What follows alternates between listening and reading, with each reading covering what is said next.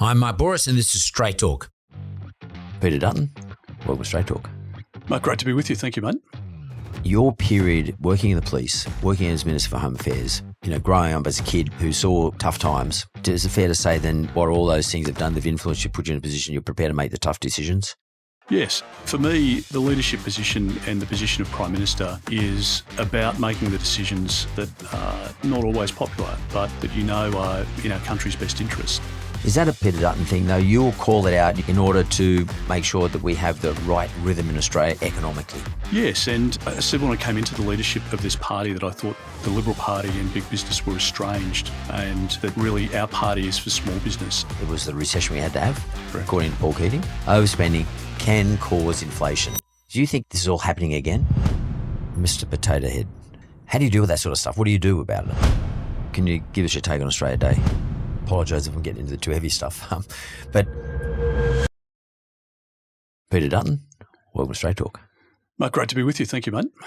First day, this is my first podcast for 2025. You're looking tanned and relaxed and pretty excited, back from holidays. I'm pretty excited, mate. And by the way, we're recording this on crazy, but the inauguration day was only 5-6 hours ago that President Trump was formally inaugurated into his position as President of the United States of America.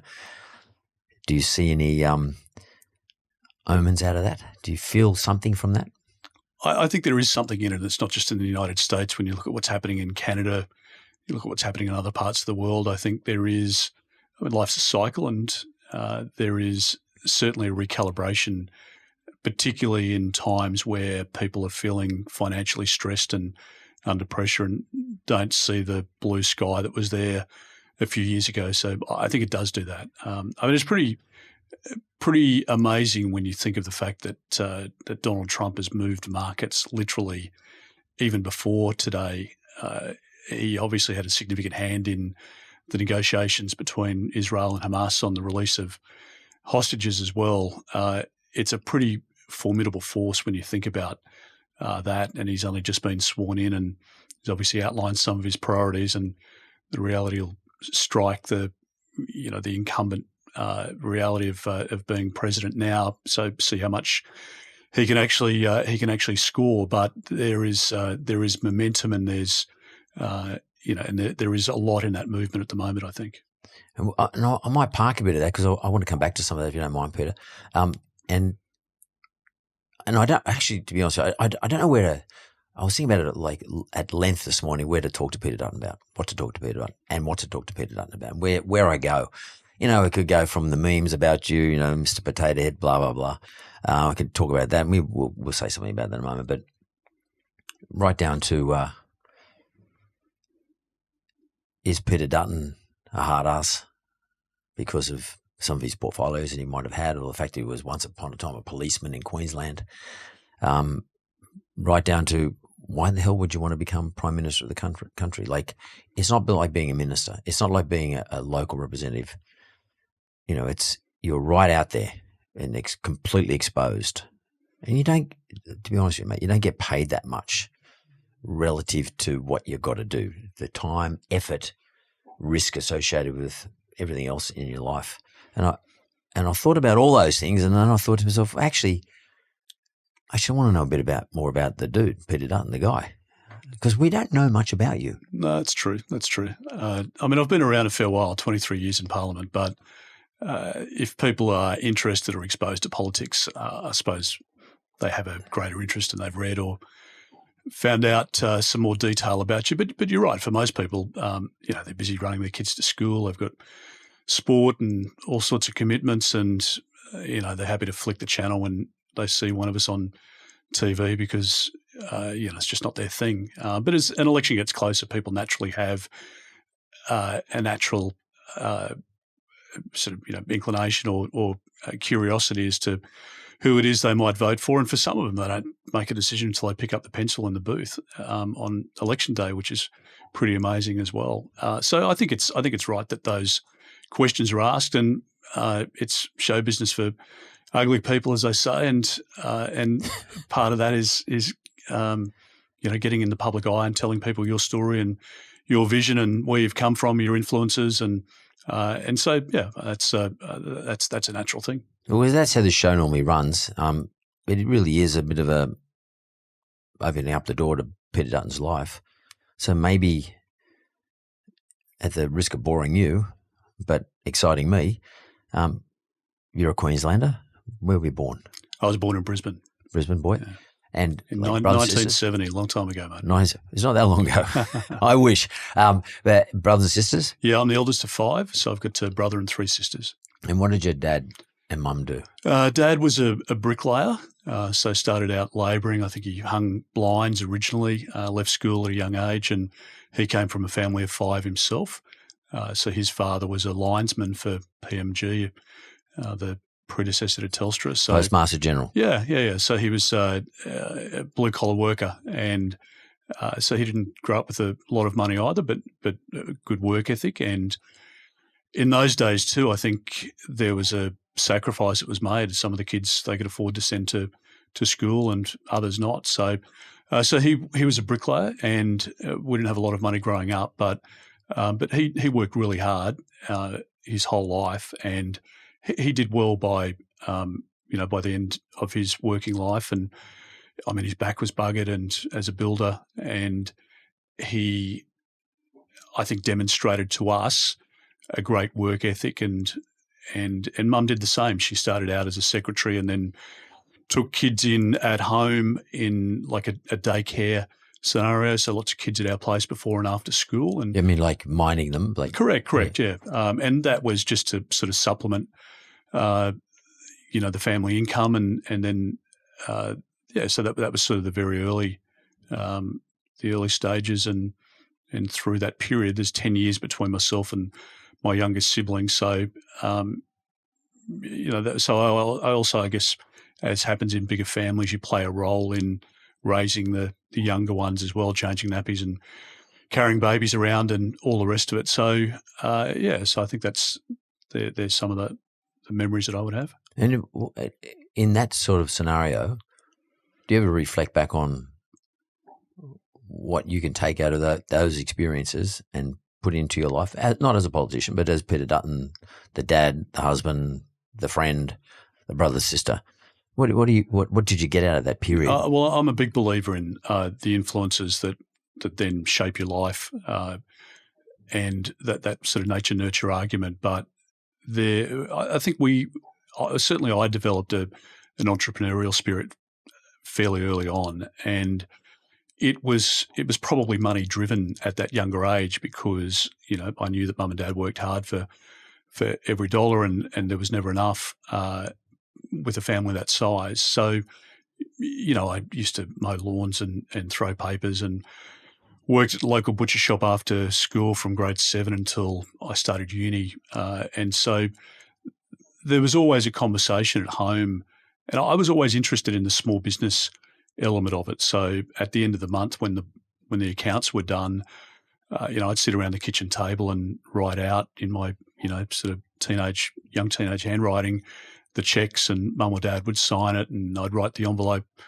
out and put the stamp on and put paid and the check number and whatever on the thing, and then file the invoices. And so I'd always sort of been fascinated with that small business element, and also exposed to it in the butcher shop as well, and watching how that business ebbed and flowed in good times and bad. It's interesting. Actually, I worked in a butcher shop, but I used to have to, because I don't know about the period you're talking about, but they used to wrap all the meat up in, first there was a white paper, then they put newspaper around it. And if you collected the local newspapers, in those days there's newspapers, you collected a local newspaper, you got paid per pound in those days. What were you doing in the butcher shop? Like, were you cleaning up the mess after them at the end of Saturday after they'd all left, or what was the deal? Yes, I mean, started out just as a butcher's boy, and so cleaning the trays, cleaning out the smokehouse, just washing up, cleaning out the cold rooms, and mopping the floor, cleaning the windows, all of those sort of menial tasks. But I used to happily jump on the bike and ride up, and enjoyed getting paid at the end of the week. And I mean, in those days, some weeks you get paid in meat because they just didn't, they couldn't afford to pay the wage bill. And then I'd go home and try and flog the meat to Mum and Dad and recoup some of the cash. but like I look back really fondly on that, and that then morphed into serving on the front counter, and I was a pretty shy kid, I think by any measure, and that helped me and opened me up to a retail world where you're having to engage with customers, and there's a lot of banter and a lot of back chat and sort of smart ass comments by butchers, and they're a pretty rough crew back in those days as well. So, you got fair character assessments most days if you weren't pulling your weight. Actually, you say it with a fair bit of affection in your face and in your eyes. It seems to me like, especially when you say you're a shy kid, do you feel as though you recognise that you were shy at the time and you felt as though you needed to pull yourself out of that environment, therefore be part of the retail engagement? Or do you think, the butchers there said, look, this kid needs to be pushed up front a little bit. Let's just put him through a bit of pain here and let him to interact with, because it'd be local people, people from around your area. Correct. You probably knew everyone, neighbours. Exactly right. In those days anyway, you weren't going to the big, shopping centre. No. It was like a local thing. Was it them recognising shyness in you, or was it you recognising shyness in yourself? I think probably it was more sort of a natural progression that, and I wanted to be involved in that because of, much easier work serving on the counter than, cleaning the trays up out the back. So it's a bit of a combination. I think as you get older as well, and you're probably, the reality is you're probably a cheaper wage than somebody else on the front counter as well. And also it's you become a jack of all trades in a small business like that where there's only, 4 or 5 people working. So, you learn to cut up meat and you learn to package up, as you said. We were using plastic bags by then, but then wrapped in paper, not newspaper, but white butcher's paper after that. And then it was, adding up the half a dozen items or whatever it was by hand on the back of the pencil. Yeah, correct. And so, but I think all of that was probably a huge influence on me and what happened in my life beyond that, and my investment in business and my interest, I think, was generated well and truly back then. Was it driven though through something like I recognise that I want to earn some money because my folks, we don't have enough dough, or we don't have as much as someone down the road? Would you say it's a driven thing? And I'm not necessarily want to sort of drill down too much on the butcher's job or the butcher's boy job, but more about did Peter Dutton have ambitions to have more, or was it just like, I want to do this? What was behind that as a kid? I think it was driven by wanting to do more and to have more and to enjoy success. I remember a lady used to come into the shop, Mrs. Holloway, I think her name was, and her husband, I think, was a bookie. And she used to order eye fillet, and we'd never had eye fillet. It was an expensive cut of meat, and it's sort of a quirky thing even to mention, but it comes to mind. And they obviously came from a lot of money. Used to turn up in a big LTD, I think at the time. Oh, the gun car, the Ford LTD. Absolutely, probably worth a couple $100,000 now. But yeah, it was looking at the haves and have-nots and figuring that you wanted to work hard and achieve as much as you could.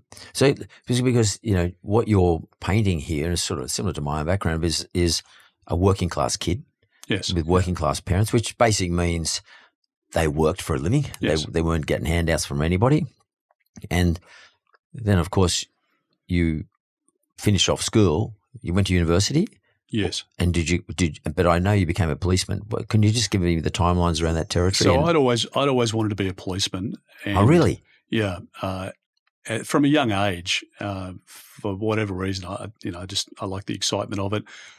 I took Mum's advice though, which you should do by default, but she wanted me to go to uni, and no one in our family had been to university before, so I got into a Bachelor of Business, which I started off as accountancy, which I enjoyed and then detested, and so I deferred that to join the police force, which is what I really wanted to do, and then I finished my degree part time, and I switched over to do public administration and did some law electives, and thought that was more practical, in terms of advancing in the police, or knowing that if I wanted to go into politics at some stage, that might be of some practical benefit to me, more so than accountancy. But the accountancy skills also have been important in my life, particularly when we were in business as well. Would you have seen your family go through recession periods? Yes. During that, Dad being a brickie and or in the building trade, there would have been, particularly in those days, periods where tools down, no work. Did you go through those periods? Yes, but it was boom bust, right? So, you could. The building sector's, I think, different today. My sons are doing a carpentry apprenticeship at the moment, and I mean that the firm he works for seems to have a lot of work on constantly, and there's demand. And we know all of that with the housing situation at the moment. But in those days, I vividly remembered, Dad could go and price 10 jobs and get none, or he could price 10 and get 10. And it was a cutthroat industry as well. I'm sure that's still the case today, but a lot of, low margin people, particularly when the economy was contracting, people would cut their prices dramatically, which you would expect, I suppose, in sort of a free market and people chasing work. And so that was definitely a discussion around the kitchen table in our family. So politics and Keating and high interest rates and all of that was part of a discussion over a longer period. And it was also, in terms of sort of my political interest, I finished school in 1987, which was the end of the Bjelke-Petersen era. So all of the scandal and his dominance as Premier over that period, it was splashed across the front pages of the newspaper each day and on the news of a night time. So you were exposed to it. And I think they were sort of the early political influences for me as well. And also during that period, you would have been 18, but it was the Hawke period and Hawke-Keating period, and then became the Keating period.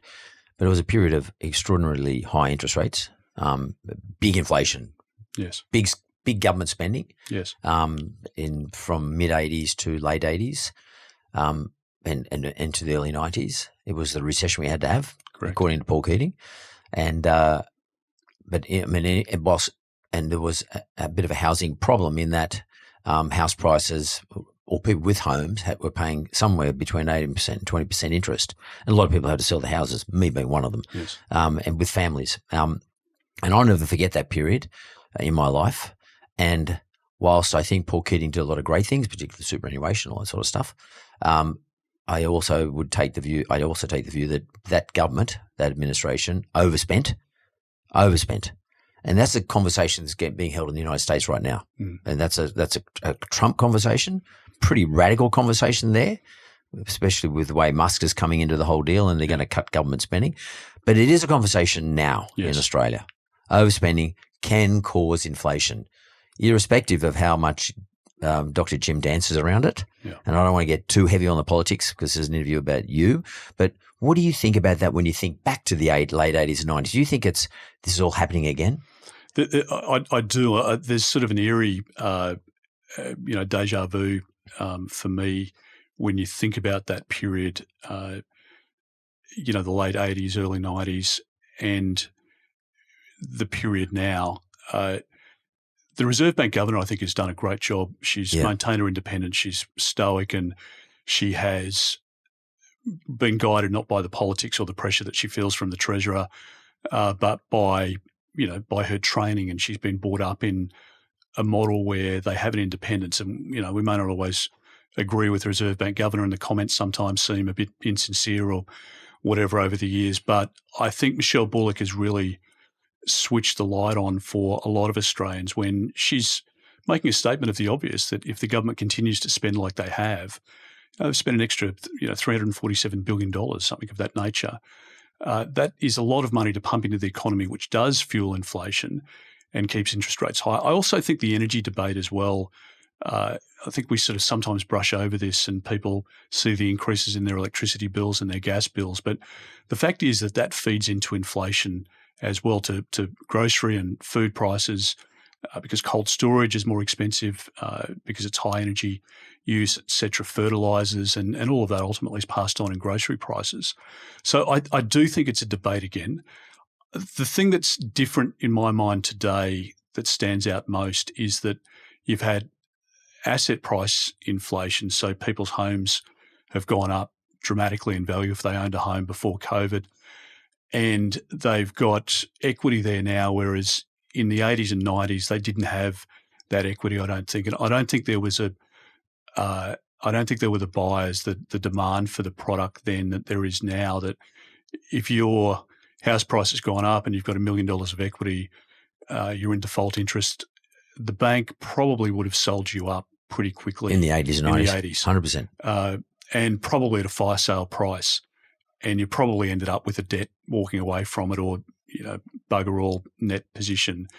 Whereas now I think the banks probably, because of the publicity, more loath to sell people up. But also they're earning default interest knowing that there's $1 million of equity and there's probably 10 buyers lined up at an auction to buy the place. So there's very little risk. So there's no great rush to sell it. And that has a different psychological effect, because if you're walking away with nothing or with debt from a house sale, then that's a dark cloud. If you're walking away with $1 million, you may not be able to buy the house that you want, or maybe you end up compromising and buying a cheaper house, or if you've got $100,000 equity, whatever the numbers are, it's a different psychological equation today than it was then. Now, maybe house prices are contracting, and maybe people have paid over odds over the last couple of years, and they're going to find themselves in a negative equity position. But there's still, sort of a supply drought, so there's still demand for housing, which will probably balance the equation out, I would have thought. So, but yes, I mean, that was the dynamic back then. That's for a budding Prime Minister. That's very interesting to see such a full analysis. I mean, that's my game.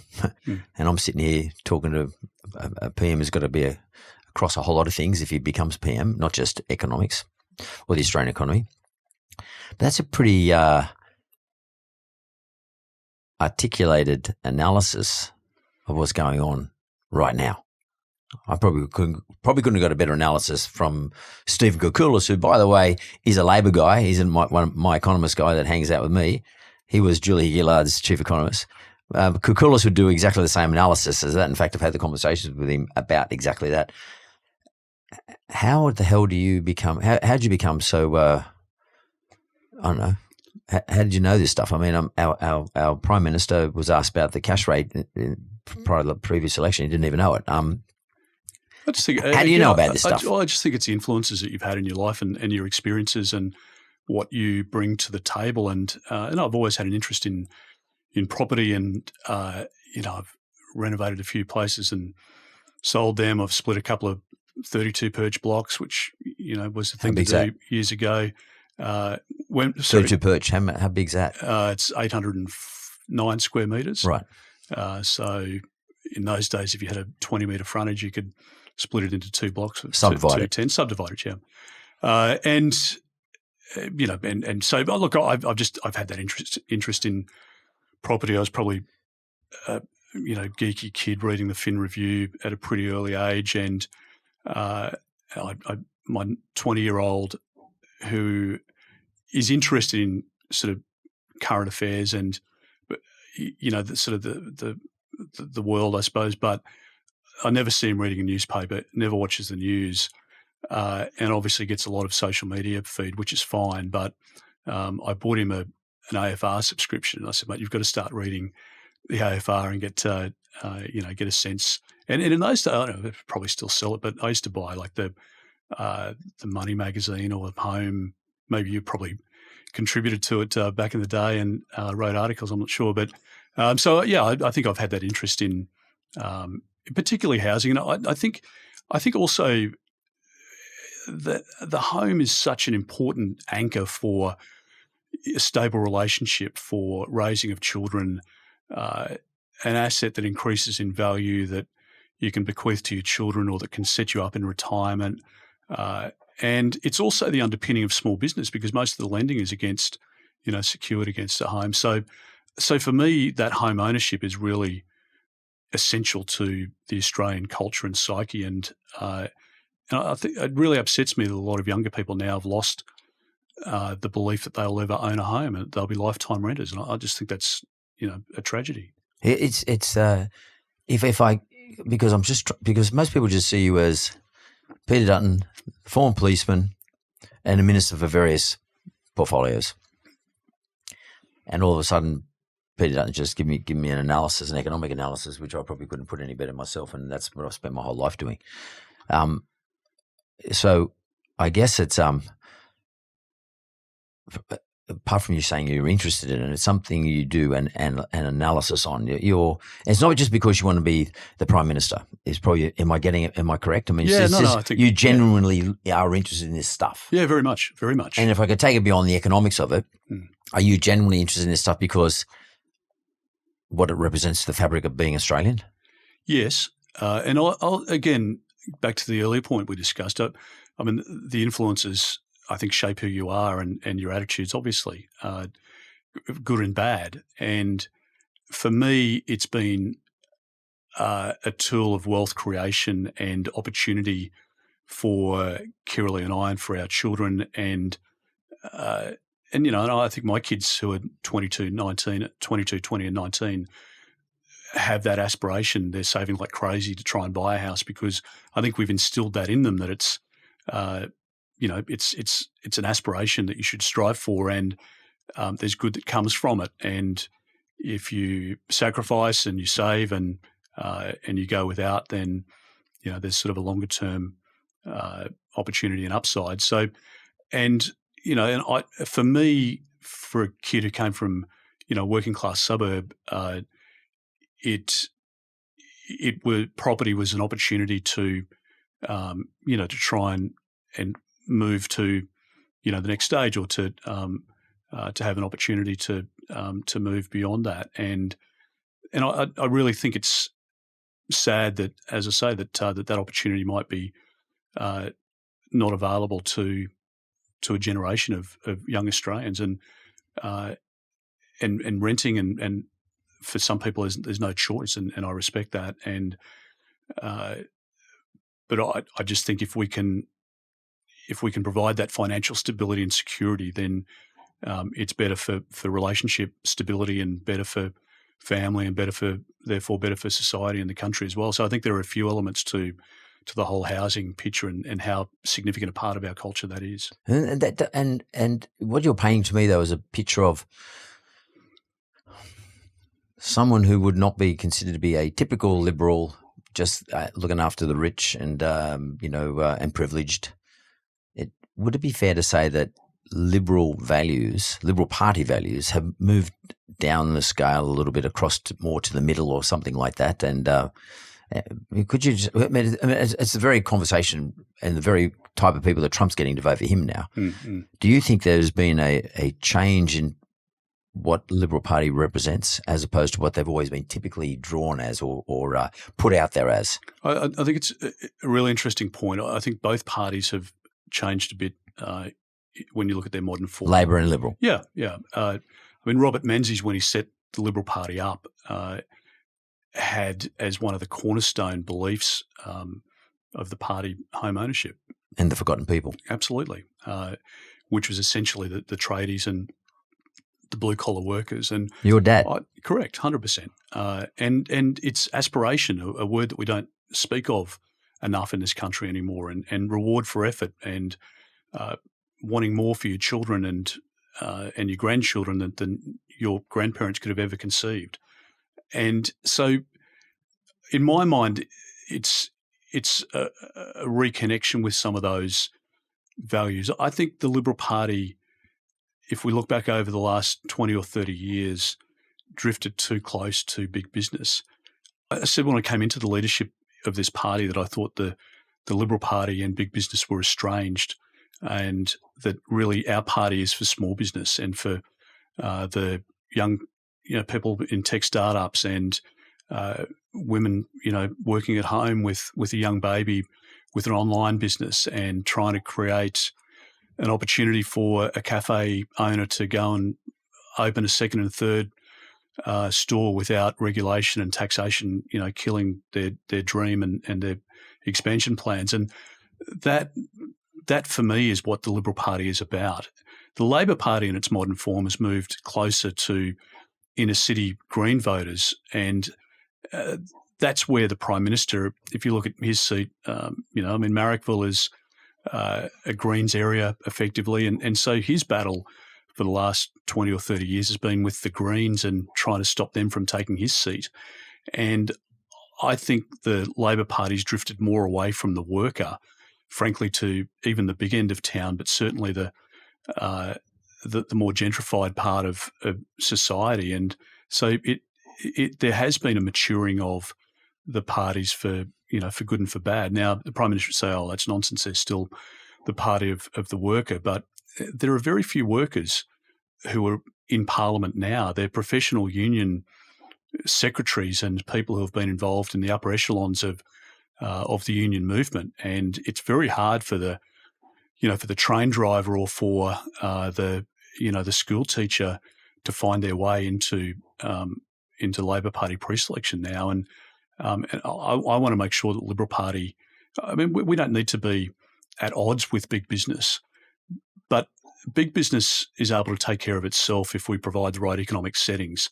Smaller business doesn't have a general counsel. They don't have an HR department, and they don't have, in-house, advisors.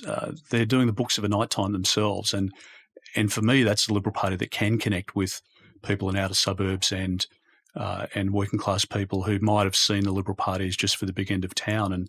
And that's not my vision for our party or indeed for the country. I've often wondered why, and this goes for both parties, but I've often wondered why the Minister for Small Business or the portfolio of small business usually gets tucked under the Treasurer, and it's a junior ministry, whereas everybody talks about small business in Australia, particularly in Australia, being the engine room of the country. We employ most of the people in the country. We pay the largest amount of tax in bulk. I'm sure the banks pay a lot of tax and the mining companies pay a lot of tax, but if you look at the bulk of tax, it comes from the small business owners in the country. As I said, we employ most of the people. I've often wondered why, in a policy sense, that the Minister for Small Business is a small portfolio. Have you ever thought about that? Well, no, I think it's a good point. But in government, we had a focus of putting small business into the cabinet and having those discussions and really elevating. And again, it's probably a natural instinct for a lot of us in the senior leadership team or across our party, actually.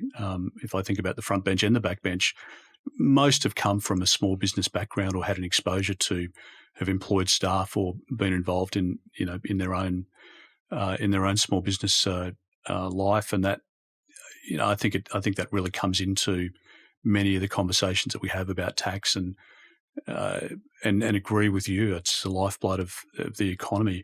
Interestingly, on the weekend we made an announcement about I saw that. Providing support for small businesses to be able to deduct up to $20,000 of expense on meals effectively in cafes and clubs and pubs and restaurants, etc.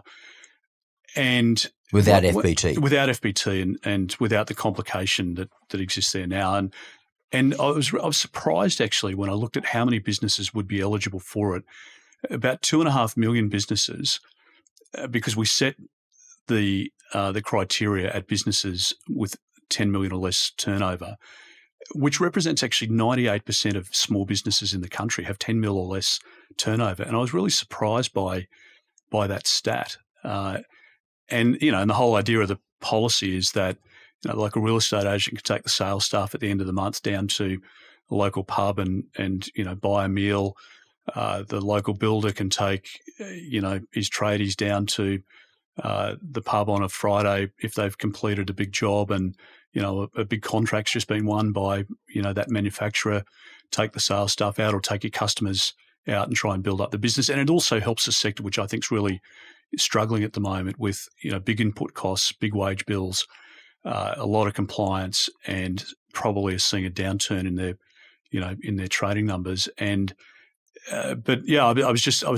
And be a tax deduction, and it's a tax deduction. Correct, up to $20,000 without the company being obliged to take FBT. Subject to FBT, and the recording and the complication that comes with it. And we've excluded alcohol from it, and not that alcohol is not going to be purchased as part of the meal out, but the boss will happily pick up the tab for the drinks, and by excluding it, I think we've actually leveraged the $20,000 into a bigger spend within those businesses, maybe to $30,000 or $40,000, and that I think is going to be good for employment. It's going to be good for those businesses that are probably finding it a bit tough at the moment. Because I remember during the COVID period, and actually just a bit prior to that, under the Morrison admin, under Josh Frydenberg, he introduced a couple of times, or on one occasion, an increase in the investment allowance write-off.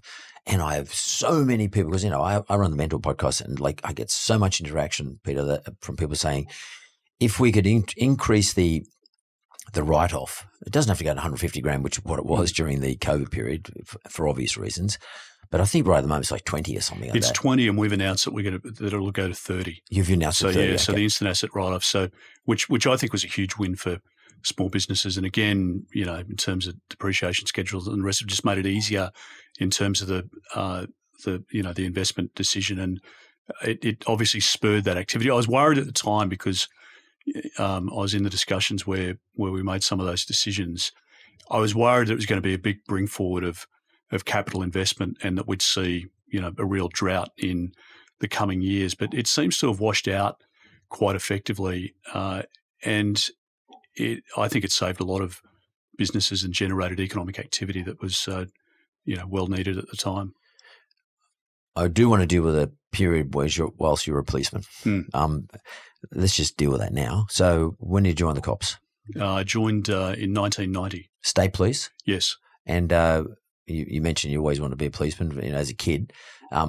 What was your role? Did you get rank sergeant? Or what? Yeah, I got to the lofty rank of detective senior constable. What does that mean? Well, it means about 10 ranks short of commissioner, yeah, and only one rank up from constable, which is the lowest rank. So not much pay.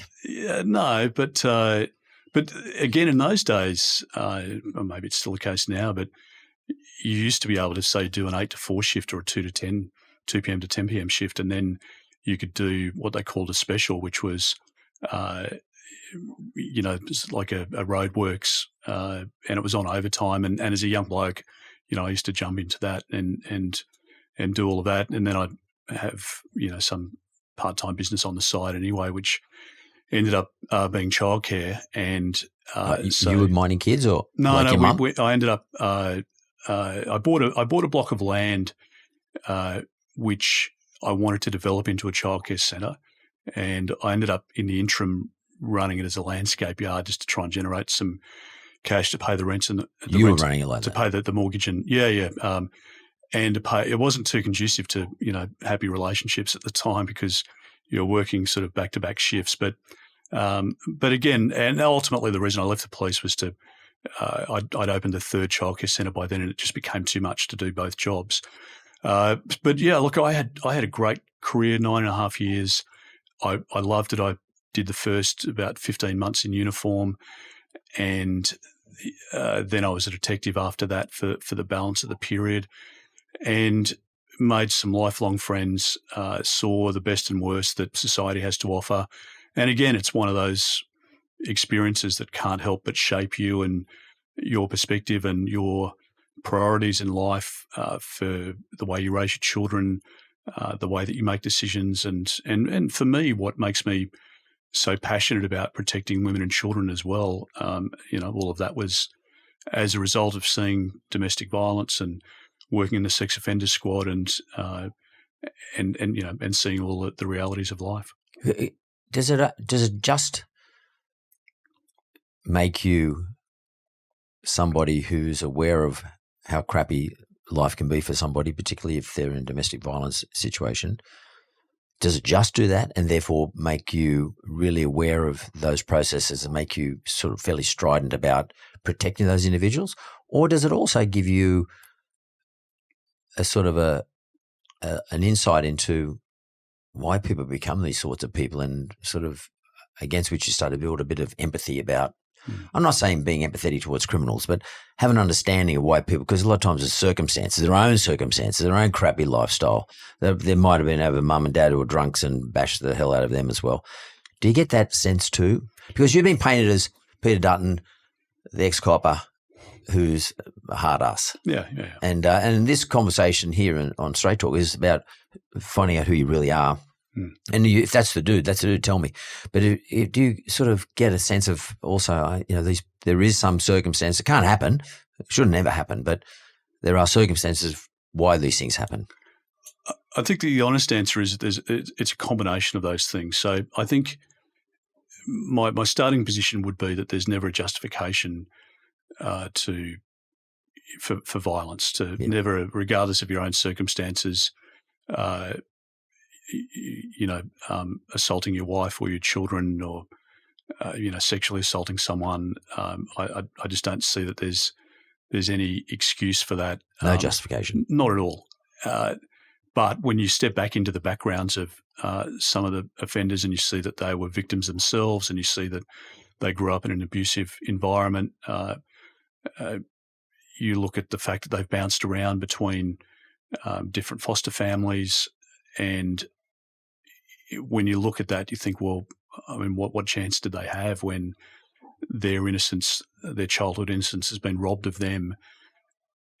So yes, I think there's an empathy that comes with it, but there's also, for me, when I was Home Affairs Minister, we put $80 million into the Australian Centre to Counter Child Exploitation, because when I came into that portfolio and asked the question of the Australian Federal Police, what operations do you have underway? What focus do you have on child protection?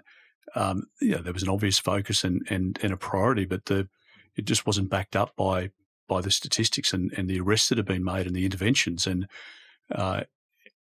I gave direction to the Commissioner that I wanted that as a priority, because I believe really passionately in the fact that those formative years, so education is important, a stable environment, and also that the sanctity of that childhood is paramount. So why should we tolerate a situation where kids are being brought up in that circumstance? And we're not going to solve every problem, but for me now, there will have been hundreds, if not thousands, of lives of young children that have been saved, or pedophile networks that have been closed down as a result of that investment and the prioritisation that we gave to the AFP. And when people ask, why would you be in politics, and the money and exposure and public and the memes and all the rest of it, it's for that, because there's an incredible sense of satisfaction that you get from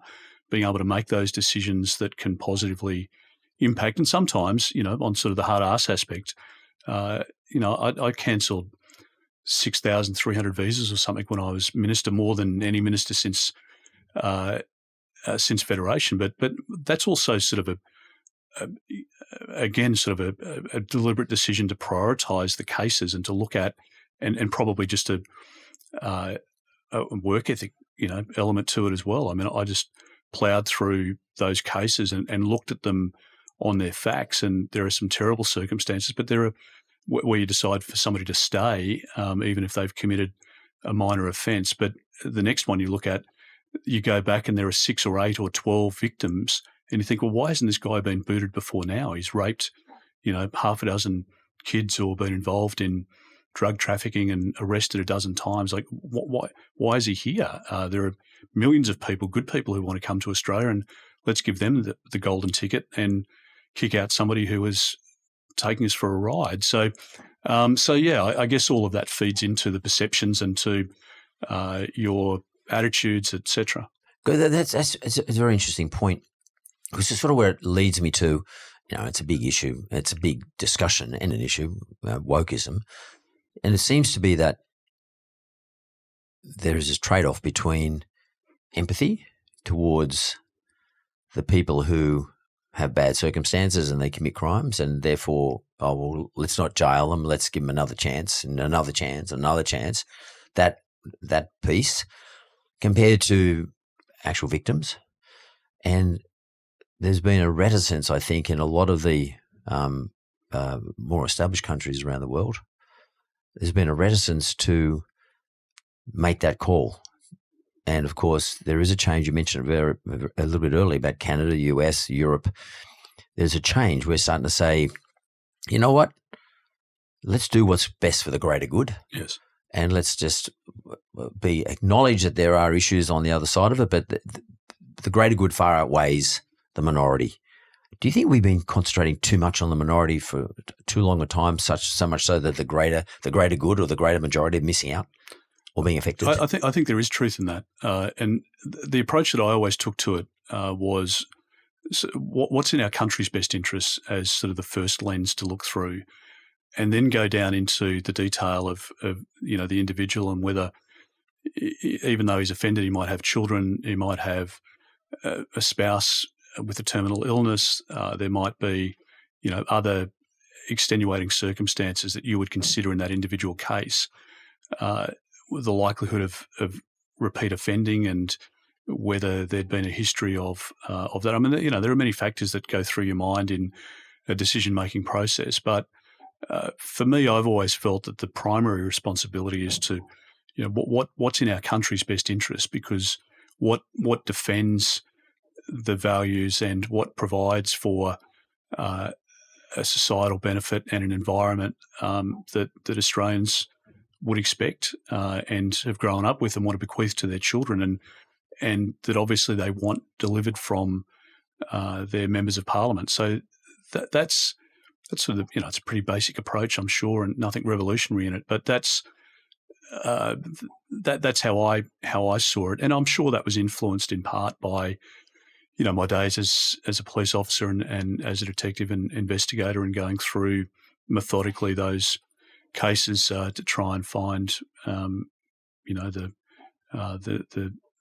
justice in the end for it. And yes, I think a minority have in some cases trumped the rights of the majority, and I think most people are law abiding, and 99% of people who come to our country want to do the right thing. And we have an incredible migrant story in this country that we don't talk enough about, to be honest, particularly the post-Second World War migration period where people came with nothing, were labourers, and have gone on to, make a lot of money or see their kids educated and provide huge opportunities. So, but I just think we live in a great country. We should be prepared to defend it. And there's also an element of society and universities and others in big business and industry super funds who make their money out of a woke agenda. That's their business, right? I saw something recently where you had a crack at a couple of banks who I mentioned, but who just made a decision they weren't going to lend money down in Tasmania for logging, and it's like they're making decisions relative to influences that they think are better for their brand, as opposed to what's better for Australia. And I think it was in the Fin Review last week, yes, the article. And I guess what I'm getting to, Peter, is that your period at working in the police, working as Minister for Home Affairs, perhaps you're, growing up as a kid who saw tough times, but at the same time saw people recover from tough times just through effort and merit. Is it fair to say then maybe what all those things have done, they've influenced you, put you in a position you're prepared to make the tough decisions? Yes. And less popular, just tough. Yes. I mean, if you want to be a super popular character, then, become a movie star or whatever it might be. But for me, the leadership position and the position of Prime Minister is about making the decisions that are not always popular, but that are in our country's best interests. And sometimes, I've seen examples over the years with some ministers who know there are glaring problems in their portfolios, but are either too scared to make the decisions that need to be made to resolve it, even if it's causing harm to business or to individuals. And they don't want the drama, and they're just happy to hand over the problems to whoever's, coming in behind them at the next reshuffle or whatever it might be. I just can't. I can't abide that. I think in this job, you spend a lot of time away from your family. You know, we do over 200 flights a year. We're in a different hotel every night. You're on the road a lot. You're in Canberra for 20 weeks of the year. You miss out on different milestones for your kids, etc. Why would you do that? And then at the end of your career, nobody could tell you or explain even to their friends what you stood for or what you believed in. And I think better to be known for what values you have and what good you want to do for the country than seeking to offend nobody. And I think that's with the banks. I mean, my view was that, and I've said this to some of the CEOs, that I think they've got a household brand and an iconic brand that's been supported by generations of Australians. And I think with the big paycheck, and good luck to them, but and I don't begrudge that at all, but with that comes a moral obligation to give back to our country and to do what's right. And if the government of the day determines that logging in Tasmania or salmon farming in Tasmania is a legal activity, a legal activity, then why do the banks decide that they have a higher calling to stop lending to that business because they think that it's what the proxy voters want to hear, or that it'll make them more popular online and some social media movement or whatever it might be? I don't get that. I mean, they should be looking at the creditworthiness of the applicant. They should be looking at the equity position. They should be looking at the cash flow and making a decision as to whether that person is bankable or not. Their job is not to decide that customer is involved in an industry that's offensive to their brand. I'm pretty sure that they still bank outlaw motorcycle gang members. I'm pretty sure that they still bank the workers and are happy to take the margin in the loan that they've written for that forestry worker. But somehow they want to make themselves a hero. And I just don't think that's their role. And that's a pretty strong position to take. And that sort of takes me back, because I'm old enough to remember this period quite well, when Peter Costello as Treasurer and John Howard was as Prime Minister back in the early 2000 period, actually 1999, 2000 when I launched my original business, were very vocal about how unfair banks were to consumers. And whilst it may not have been that popular, because the banks have a massive lobby and they are the biggest small group of taxpayers in the country. And by the way, very good banks. And we have a great banking system here, the safest in the world. Yes, I agree. And we survive, GFCs and all that sort of stuff. But at the same time, they stood up to them, and they didn't have a crack at them, but they called them out. We haven't had that for a long time. Joe Hockey did it for a period of time, but we haven't had that for a long time. Is that? And normally people say, "Oh, the Liberals are going to protect the banks."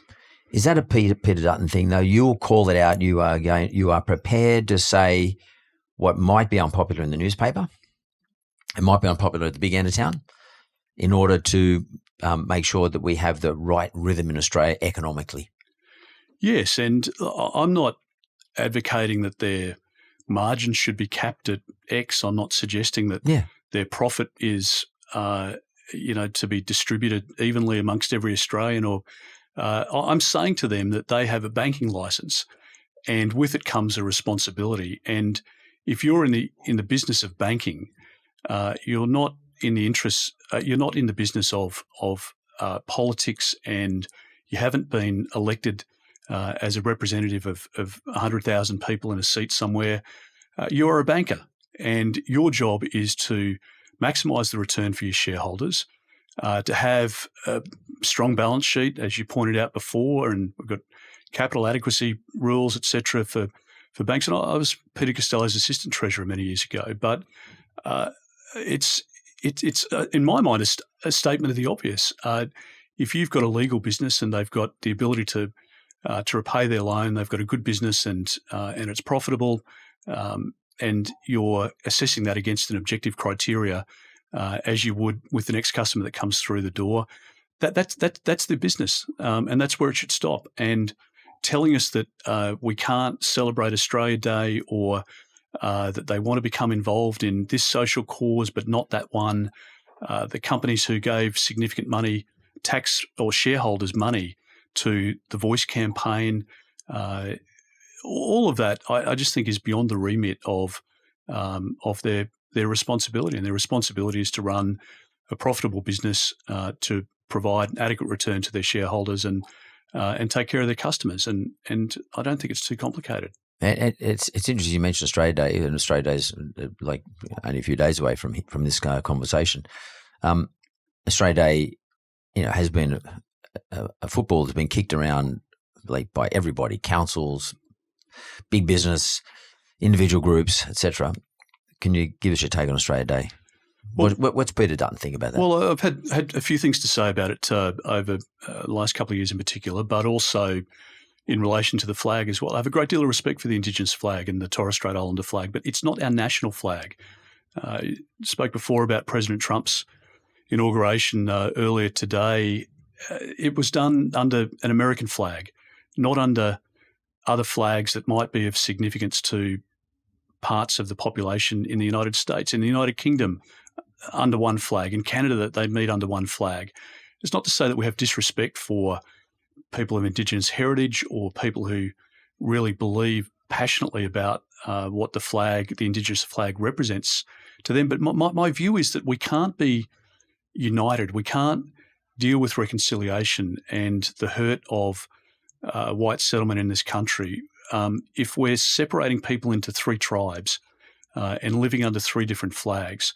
Ultimately, Australians, whether you came here with a bag and $1 in your pocket in 1955, or you came here yesterday and became an Australian citizen, or you can trace your heritage back 60,000 years, we are all equal Australians. We don't have different standards of citizenship in this country.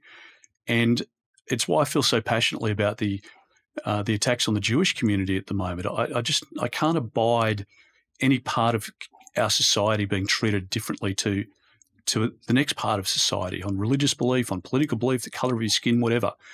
And to me, Australia Day is a celebration of our Indigenous heritage and our migrant story, which started with the British coming over but has now melded into people coming from the four corners of the earth. And again, as I said earlier, I just don't think we celebrate the great stories of Greeks and Italians and people who came from Eastern Europe and came from Vietnam and came from other parts of the world and have become medical researchers and members of parliament and successful business people. And I think for millions of those people who got sworn in, who became Australian citizens on Australia Day, that is a significant day for them and their families and their forebears. And we have to deal with the hurt of a part of the Indigenous population that is represented in January 26. But I think there are other ways in which we can provide that support and that practical support. But if we continue to bash ourselves up as a country and that goes on and on and on, and it's taught in schools and universities, I don't think we can be the best country that we need to be. And that's why I feel passionately about it. It's not driven or motivated by anything other than how can we provide the best for our people and for our future. How do we get there, though? Because it is the thing, wokeism, and in fact, it's has been particularly over the last 12 months, for me anyway, it's sort of scary to take a position on something because you're worried you're going to get cancelled because like your livelihood or the thing you're passionate about, it depends on audience and let's call it acceptability as opposed to popularity. How did we get to that position, do you think? I mean, was that a global movement? It's a global movement. I mean, it's starting to wane now, I think. And again, it's a life cycle and it's just getting to a different part of the debate. And it'll be advanced now with President Trump being elected. And if there's a change of leadership in Canada and Jacinda Ardern's gone in New Zealand, I think Anthony Albanese is trying to grasp onto it. But I just think most Australians have moved on. And I also think in our country, the Voice allowed people to say, thank goodness, I thought I was the only one who thought that, this wasn't necessary, wasn't a good thing for our country, want to help Indigenous people, but just didn't think this was the way to do it.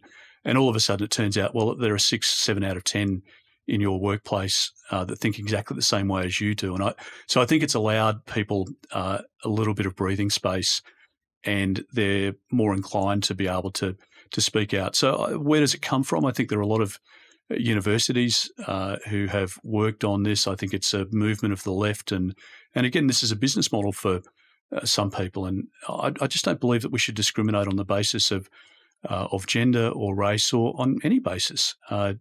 And I think this is, when you look at part of the outcome in the United States election, when they look at young males who are moving, I think a lot of young males feel disenfranchised and feel ostracised, and they're saying, well, hang on, I have nothing but respect for women, and I would never treat my female friends differently than my male friends, but I'm being told that I'm some sort of ogre, or I have some belief structure which is contrary to that which I know is what I hold in my heart. And there's, I think, just a point where people are fed up, and they're pushing back and saying, well, why am I being overlooked at work for a job, 3 jobs running, when I've got, a partner at home and she's decided to stay at home with 3 young kids, and I want a promotion at work so that I can help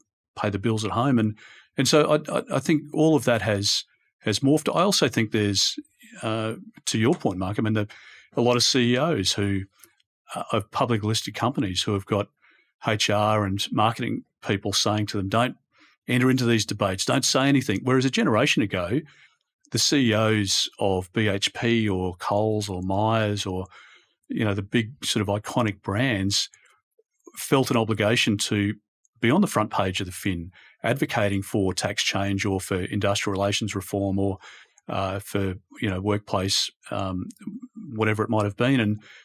And now they only feel that they can comment on in support of some of the woke causes because their marketing people are telling them that will get them greater popularity online. I just think it's a level of weakness that doesn't serve our country's best interests. So, and I listened to President Trump this morning at 4 a.m. and after his inauguration, I listened to his speech, and he said and it's a different structure there. He can make these decisions, of course, because the president has these executive powers, which prime ministers won't have, you won't have, and we don't have. But he said there's only going to be 2 genders, male and female. And I thought about it. I thought, wow, there's going to be a lot of transgender people unhappy about that, etc. But I thought to myself, well, actually, probably makes sense. Anyone can do what they want. If you want to change your sex, that's fine, as long as you're of age and you want to do it. That's up to you what you want to do. If you don't want to be identified as male or female, that's fine. There's no drama. But what he was saying is that we're only going to have male or female, but nothing else in between. But there's a big debate in the UK where there's a Labor government at the moment. There's a big debate there about this issue and medications and what doctors are prescribing, and particularly for younger children who might identify in a way that we wouldn't have seen a generation ago, or that debate is maturing there as well, or going through a different phase. And what do you think about that, though? For example, like schools talking to kids when they're young kids in early school periods, that it's their choice as to what they become. Well, I default back to the position that I took before, and that is about firstly the innocence of childhood. I want to do everything I can to provide an environment where kids can be brought up in an environment where, frankly, they're not being pressured one way or the other, that they can be themselves, that they can live a happy and peaceful existence. And that has come traditionally, in my case, from the perspective of, making sure that children aren't subject of physical or sexual abuse. But it also extends into curriculum and into the education system. And I think right with the whole influence of social media now, kids are being forced to grow up much more quickly than what they otherwise would have. But I also strong believer in the individual, which is a core part of the liberal belief and the Menzian tradition in our party. And I don't I don't, as a government, have a role to play in somebody's private life or their sexual life, and their identity and how they deal with that is an issue for them. Where it causes me concern is if you've got an activist teacher talking to a Year 3 class, or talking to 7 or 8-year-olds or 9-year-olds, which is at odds with what their parents believe they should be taught. And I think it comes down to parental decision and parental discussion, and that's as I see it. I just don't. I've never believed in discrimination against anybody on any basis, as I mentioned earlier. And so I think there's a lot of personal decision making based on advice from doctors, but if you've got a teacher who is pushing a particular line or is trying to arrive at a particular outcome, then I've got a huge problem with that. I might just sort of flip it over because I apologise if I'm getting into the too heavy stuff. But who do you support in rugby league? I support the Broncos. Now, I saw you at the launch of the Dolphins. Well, yeah, we put so the Dolphins. My electorate's probably a catchment. Not probably. It is. Bit of Redcliffe's in your. Redcliffe's not in my electorate. Right. It's just outside. Right. But it's within the same council area. So it's within the Moreton Bay Council.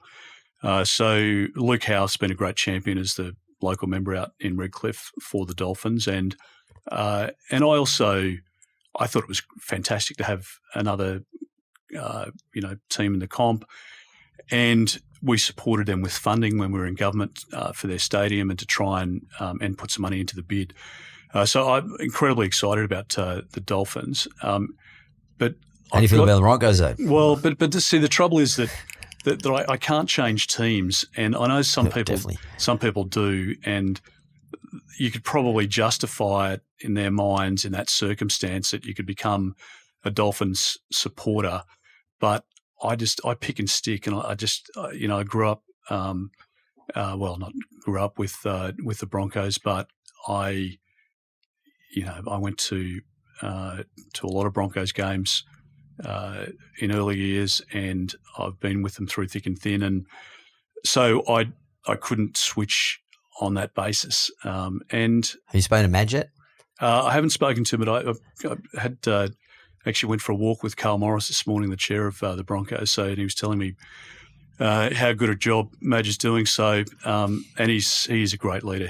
I think he'll give him a good season this season. Well, Andrew Webster, we found out you were coming inside this morning, the journalist, great journalist, Webby. And Webby asked you the question, what do you think about PNG coming in the competition? Well, it's a lot of bucks, $600 million, and I understand the Prime Minister's motivations for it.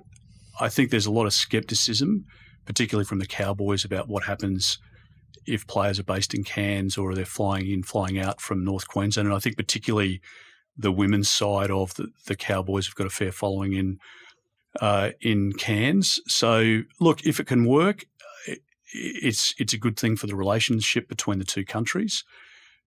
As you know, rugby league is religion in PNG, and I've had a fair bit to do with Mal Meninga over the years. A great bloke, and he's done a lot of work up there, and so there's a huge following, particularly for Queensland in the state of origin, and probably traditionally the Broncos for a lot of people out of PNG. So, look, I think it's good if it helps develop a juniors program and it becomes a focal point for good in a society which is doing it pretty tough.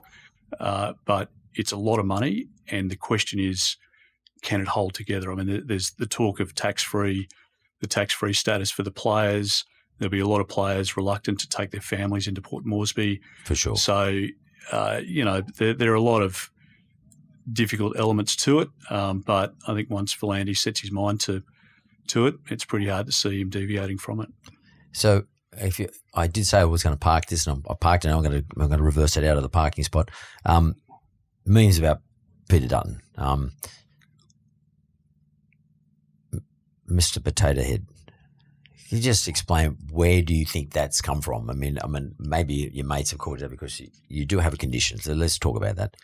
Well, it's my kids get a great laugh out of it, but I do say to two boys who are 20 and 19 that when I look back at photos when I was 20 and 19, I actually had more hair than they do now. So be careful. Look out. Exactly. And when I say, mate, when you can give me shit about that, but when you look at me, you're looking. You've got an eye into the future, so just be careful, and that normally kills the conversation. So, but no, look, I remember giving my uncle heaps of crap when, I don't know, maybe I was 15, 16 and he was losing his hair. And as it turns out, I've now got less hair than him. So he'd say, karma, baby. But yeah, no, so I've got a skin condition, alopecia, which is sort of accelerated, if you like, probably a natural gene of baldness that I was going to end up with anyway, because, my hair was starting to sort of thin out in my early 20s. So, and I took a decision, well, with alopecia, it means that once it falls out, it can't grow back. Right. Whereas, if you look at sort of a type option that you could take. Then that's probably not something I could have done anyway, but I didn't know that. Can you imagine the shit your mates would give you if you went and did something like that? One of my mates said to me, a little while ago, he said, mate, you look so much better on TV, with hair. And I said, well, mate, if I had a choice, do you reckon I'd go for this style? So yeah, look, and that's where, the potato head thing was, that's only come about, I think, in recent years. And no, I had a great crop of hair back in the day, but that's. And we might put a few of those photos up in the promo. You roll with the way. Punches, yeah, that's exactly. Get ready. But you said you roll the punches. Sometimes it does look like people having a dig at, particularly in terms of your opposition. People take political fun out of it, or sometimes it might even go a little bit further than that. You never know their intentions, but it can feel that way. How do you deal with that sort of stuff? What do you do about it? What does Peter Dutton go? Or does he just say, just chill, dude, that's okay. This is the game. Look, people deal with it in different ways. And, if you're in the public eye, then you've got to expect it. I use it as fuel in the tank. And what they don't realise is that it just makes me more determined to succeed. And I don't say that lightly, because you've got to listen to criticism, but where it's personal criticism about your physical appearance and the rest of it, it's water off a duck's back in a sense, because I think, well, mate, have you got the perfect nose, or, is your hair parted the right way, or, you're thinning out on top, or you're carrying a bit of a gut, but, so what? And I just think people expect a more mature debate than that. I think part of the reason that the personal attacks come from Labor is because, I think they've had a pretty shabby 2.5 years. There's not many achievements of the Albanese government that they could point to. For the last few months, so that really means, say, the last 6 months of the Albanese government, all they've talked about is what they'll do in the next term, when nobody can tell you what they've done this term. And so if you concentrate in a 2-horse race on trying to pull the other bloke down, then maybe it's, look over here, but not at our failings. Then Labor think they can get away with it. But for me, I think you develop a thick skin. I'm guided by what I know is right, according to my values. You don't always get it right. You accept the criticism when you get it wrong, and you correct the record. But, there are different things that I've said over the years where I've said, look, if what I've said is factually incorrect, I'll correct the record in a heartbeat. But if what I've said is just offensive to you because you've got a different perspective than mine, I'm not apologising for that. And I'm not going to shout you down when you express your view that's contrary to mine. We live in the greatest democracy in the world and should encourage free speech and try and do away with the personal attacks. When I describe Anthony Albanese as weak, it's not saying that he's weak because, of his height or because of his skin colour or any nonsense like that. I call him weak because I don't think he has the ability to make the tough decisions and to call out the wrong that's in our society. And so for me, that's the motivation. I don't say it from sticks and stones sort of perspective. It's not a name calling thing that I engage in. And look, I think most people are smarter than that, and they see through the memes and the name calling. And that's just, I think that's part of life. Peter Dutton's in his early 50s. Yeah. I feel much older, mate. Well, it'll be a lot worse once you become Prime Minister. But what do you do for yourself in terms of just physical health and like, do you have a regime like food, sleep? Sleep's probably a difficult one, but exercise. I mean, what's the deal with you? It kills me if I can't get to the gym or go for a walk in the morning, and I just find it such a better start to the day.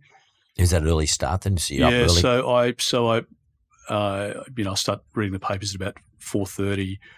I'll go for a walk at 5. I'll go to the gym, and generally that's sort of over by about 6:37. I meditate, which I believe strongly in, and not for everybody, but for me it allows you to clear the mind either before you go to sleep or at the start of the day or during the day. I think it helps you deal with whatever load you've got. And what type of meditation are we talking about, Peter? Is it like box breathing, or are you talking about? I've just got a mantra. So right. And so Luke Darcy's. I've got a mutual mate, and Darcy's big into meditation, and for me, when I look at somebody like Luke Darcy, he's got great balance in his home life. He's a great dad and husband. He has got obviously incredible success that he's enjoyed, in AFL, but he's also had a successful business career and post-career. And I think part of that is through his meditation. So, and as I say, for some people it's religion, for some people it's, sport, or it's whatever. And so each to their own. I don't, I'm not preaching or telling people what they should do. But for me, that has been important. I'd love to be better at food and more disciplined at diet, and I try and cut back, and particularly nighttime, sort of portion sizes, because you're out at a lunch and dinner every day, and I try if I can to either skip breakfast, but sometimes if I've got a really full day, I think the energy of breakfast in the morning is an important meal. So it just depends on what's on in the diary. I'd love to say that I don't have a sweet tooth and that I don't enjoy a steak and a glass of red or two and a few beers with mates. But for me, it's sort of balance, and it's trying to get that balance right in a busy lifestyle, and also get that family piece right. Like the worst thing in my mind would be going home to an empty house after having been in a hotel, 6 different hotel rooms during the week. So the kids are, sacrosanct, and watching. I've always made a habit, even as Defence Minister or Home Affairs, whatever, Health Minister or Assistant Treasurer, I've always made the point of being there probably 9 out of 10 of their rugby games, or swimming for Rebecca on a Friday night, or cricket or whatever, because that's important to them.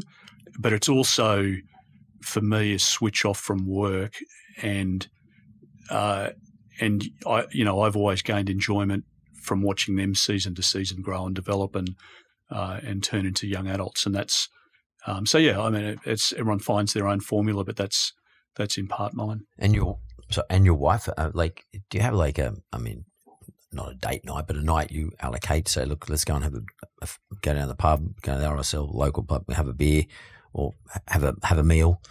I mean, because I'd imagine it's pretty tough, especially when you're away a whole lot of the time. What's the process of something like that? Definitely. I mean, you've got to prioritise. And John Howard, I think, gave a couple of points on this, couple of pieces of advice early on. It was always never run late for a plane because of the stress and grief that it causes you, particularly if you're flying daily, which I don't always adhere to, but it's good advice. And secondly, speak to your wife at least a couple of times a day. And so I particularly with FaceTime or whatever and the kids, you can do that more easily than when I first went into Parliament. But so I do that, morning and night or twice a day. I try not to do it more than that, or particularly when the kids were young during the course of, when they're getting ready for meals or whatever, because I think that would be unhappy times in the relationship and it cause grief. But no matter, I think maintaining those lines of communication, sharing your days, but also when you get home, leaving it at the front door as well. And so, yes, I mean, date nights and going out for a meal, or just having, takeaway on the couch, watching footy on a Friday night, or just, normal sort of stuff. Yeah, absolutely. How good. Absolutely. It's the best. Correct. You said right at the very beginning, Peter Dutton was happy to, when he was a young kid, in order to deal with his shyness, to get on the front counter at the butcher shop and deal with whoever it was. Peter Dutton's vying for the position of Prime Minister, dealing with everyone in Australia. Is that a way of dealing with? Because my sense is you're still a pretty shy bloke. Yes, you're still shy. Yeah, I am actually. Yeah, and I don't seek the public light at all. But you are going for Prime Minister. Post politics, you'll never hear from me again. I'll be happy to be right. But don't worry, if you get in, you'll be in for a while. So, do you ever think about that? This is just the same kid when he was 8, 9, 10, 11, being pushed into the front of the counter to deal with all the people. And now you're Peter Dutton who is still shy. My gut feeling is you're still a shy dude. Is now going to push himself into the biggest counter in the country. Yes, and I think over the last couple of years as leader, that's been necessary. And if you look at whether the Prime Minister and I are sort of locked in, I think the polling yesterday 43 apiece on preferred Prime Minister. My net favourabilities are much higher than the Prime Minister, so that's been sort of a 20-point turnaround. Good for me, bad for him over the course of the last couple of years. And I think that in part has been because people have seen a different side, or they've thought, well, hang on, I've heard all this stuff and how bad he was over these years, but I've heard him speak or heard him interviewed somewhere, and actually a lot of what he said I agree with, or I think it's unfair that they characterise him that way, or whatever. And so I think that happens naturally anyway. I like to think that I've kept my feet on the ground pretty much. I've still got the same group of mates from school, and still they're as loyal to me as I am to them. And again, sort of the pick and stick thing. And so loyalty has always been a really important commodity for me in relationships and in what I do. And so, yeah, I think therefore naturally some of those same attributes from the shy kid on the counter probably still carry through. And I always feel, for somebody like Steve Smith, for example, or, you could rattle off other, codes and sports and whatever, but they're talented, and their talent is to play, their sport for their country. And that's the pinnacle of their success that they've dreamt about as a young kid. But they don't crave the limelight, but it comes with it, and there's no separating the two. And I think when you accept that that's just the reality, you live your life that way. But, like you, sometimes going out to a restaurant, you're better off just to stay at home and have a quiet night, because it's great to meet people and the rest of it, but it just you can't get that privacy, and it's sometimes it just becomes a bit much. Peter Dutton, I want to thank you for your openness today, and we want to wish you the very best of luck in the upcoming election, which, by the way, hasn't been announced, but no doubt it's happening because it's coming. Peter Dutton, hey, Mark, thanks very much, mate. I really appreciate it. Thanks for having me.